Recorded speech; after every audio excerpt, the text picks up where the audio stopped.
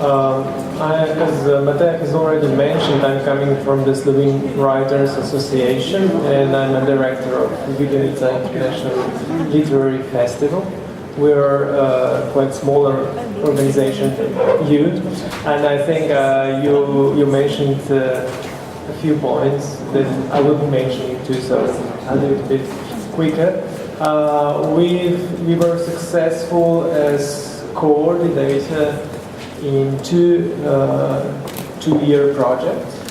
The first one was Read Me Live, promoting literature through live reading. That has just finished. It finished in 2012. We did it with 3 other festivals, with the Skilinkai Poetic Fall from Lithuania, Courage Festival from Ireland, and an Italian festival, Ex-Border from Gorizia.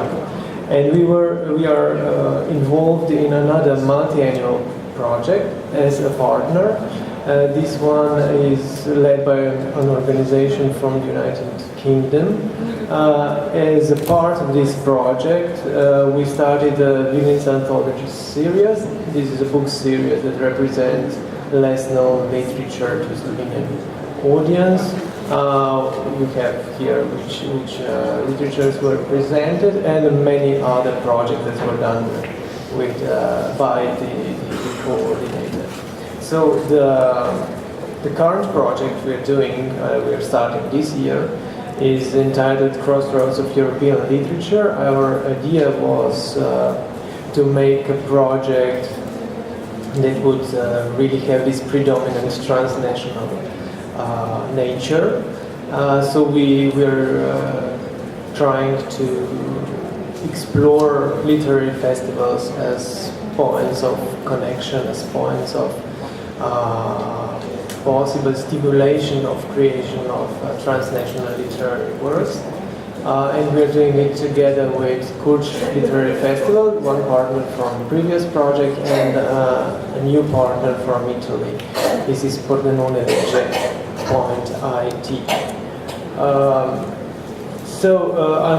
I'll just go through several points, through several possible problems or advices in 3 phases. So the first one being the application process, the second one the process of carrying through the project, and the final, I guess, reporting or something like that.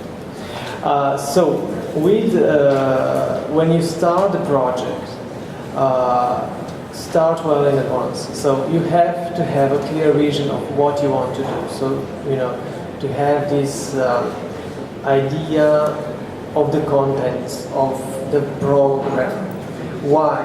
Because when you need to find partners, and the usual question when we were contacting possible partners was, you write them an email and you say, okay, do you want to join this project, and you're getting like 40,000 euro out of it, and everybody's saying, okay, that's great, but what are we doing? So you need to send them some sort of synopsis of what we are going to do. And this should be as clear as possible so that they can read it in 2 minutes, and they can either see themselves in it or not. Once you get possible partners, the important thing, I think, is to tell them exactly what you expect from them. From our experience, often you are working with partners that have not done European projects before. So it is very good if you can send them parts of the application form they need to fill out, so they know exactly what is to be done, and maybe also send them the example perhaps of your presentations. Otherwise you will get presentations on 10 pages in not official languages of the European Union, and so on and so forth. And this takes time, of course, then to get the proper thing done. Try to talk to more than 2 partners for these 2-year projects. As you know, you need 3 partners, so you're one as a coordinator, and you should be looking to 2 partners at least.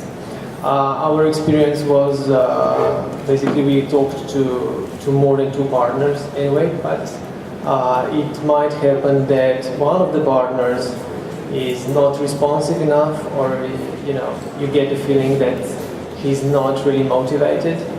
In that case, if you're talking to more than 2 partners, you can still do the project.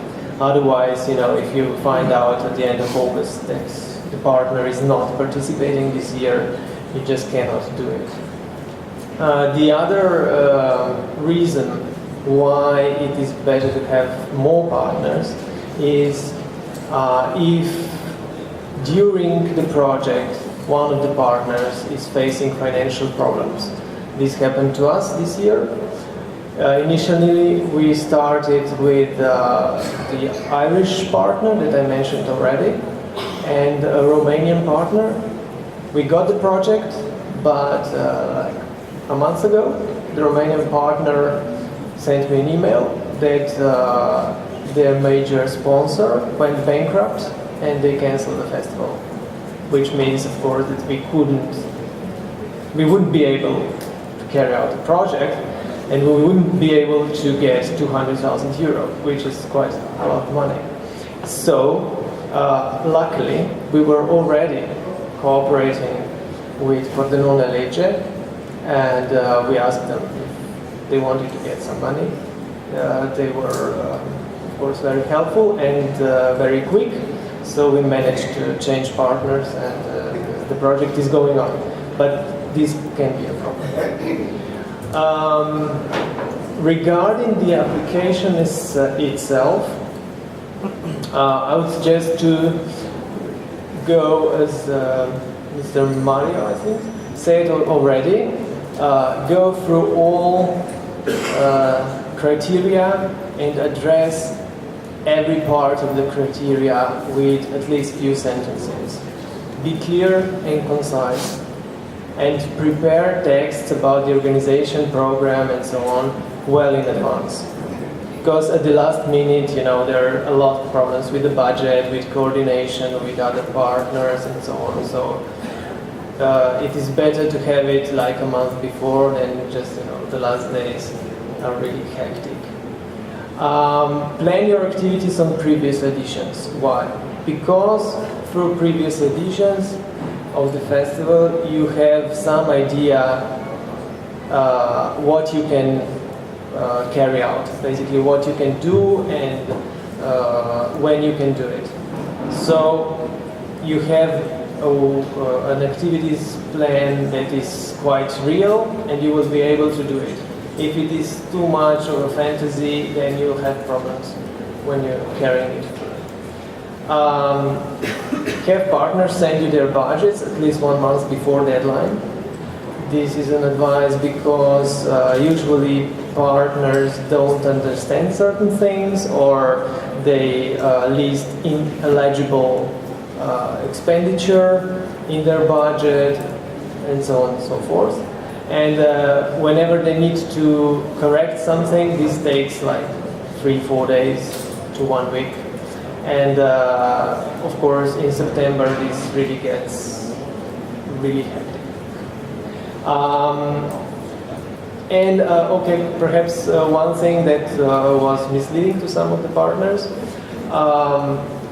for the 1-to-1 strand, European Union co-finances the projects up to 50%, but you need to do the budget for the whole 100.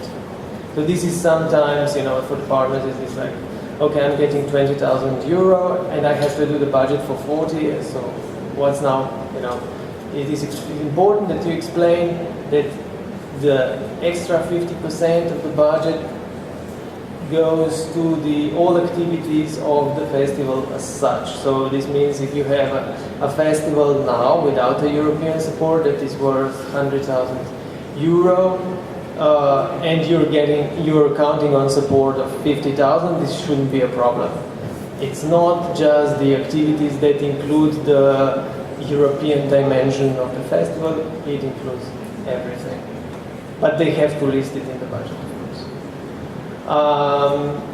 When partnership is concerned, I would suggest that you pick partners that you've worked with before.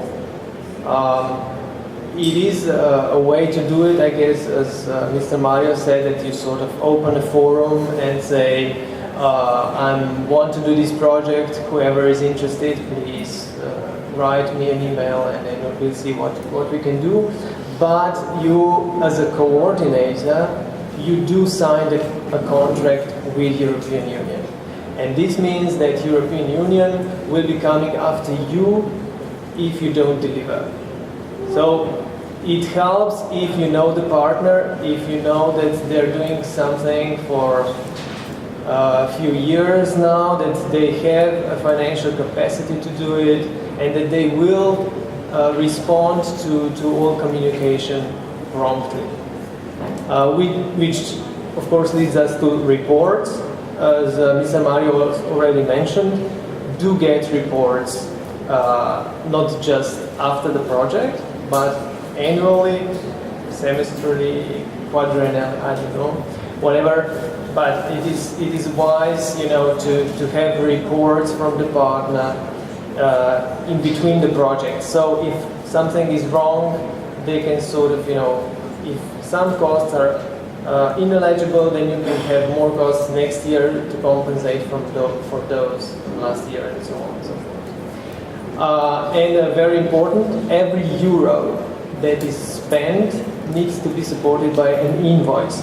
Not only the 50% that you get from the European Union, but the 100% of your budget. So if you see a euro and you don't see a paper to support it, then you'll have a problem sometime.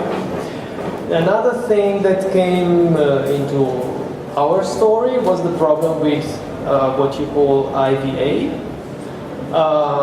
In Slovenia, the system, I don't know how it's in Italy, but in Slovenia it's like that NGOs, sometimes, you know, with the companies, with private companies, all the IVA, you get it, how to say, you get it back when you spend something.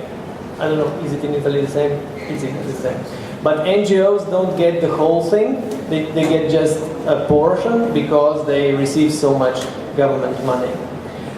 For the European Union, if you can get a portion of IVA back, you cannot ask for that money from the European Union.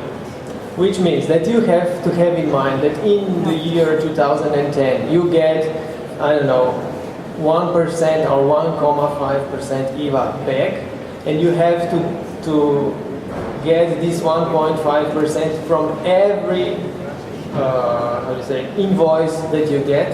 You have to cut that and then put it in the budget. Otherwise you have again, I don't know, few thousand euros that you cannot support with invoices. Another thing, salaries. If, of course, you have a project and you will have some people that will carry it out, so you want to include their salaries. In the smaller projects, it is usually the case that you don't have a full employee, or that you cannot, or you cannot or do not want to include the whole salary. It is, of course, possible. So you sort of predict how much of this salary goes into the project, like 20%, 30%, doesn't matter. But when you do this, you have to be aware that you will have to show to the European Union at the final report some sorts of reports from this person, when and what did he or she do for the project.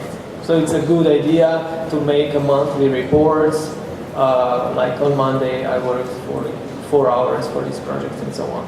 So it is plausible.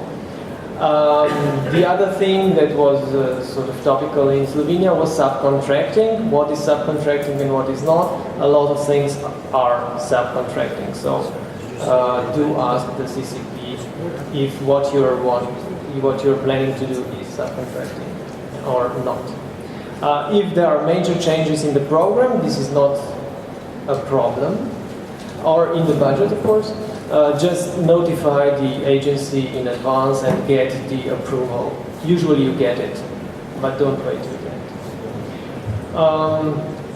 What has these projects brought to our organization? Of course, the scope of the organization changes. It has a more international view.